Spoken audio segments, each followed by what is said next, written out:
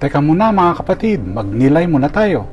Sa Ebanghelyo ngayon, sinabi ni Jesus, walang makalalapit sa akin malibang ilapit siya ng amang nagsugo sa akin.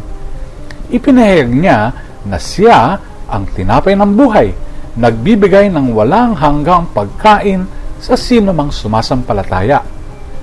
Alam niyo ba na may isang ilog na naglalaho at muling lumilitaw? Ang ilog Timavo sa Italia ay dumadaloy sa ibabaw ng lupa sa isang bahagi. Ngunit pagkatapos ay lumulubog naman ito sa ilalim ng lupa ng mahigit 30 kilometers bago muling lumabas malapit sa dagat.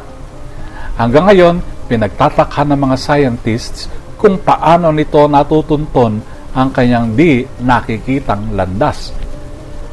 Gaya ng ilog Timavo, madalas kumikilos ang grasya ng Diyos sa paraang hindi natin agad nakikita.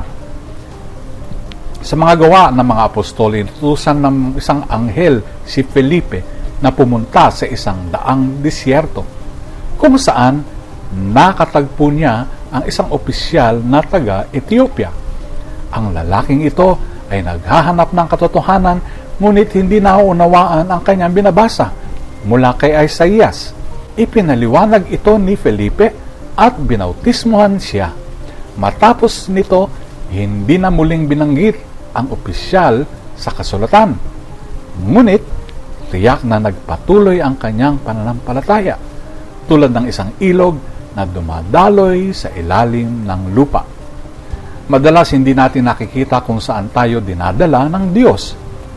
Maaaring tila nakatago ang kanyang grasya, ngunit ito ay patuloy na gumagawa.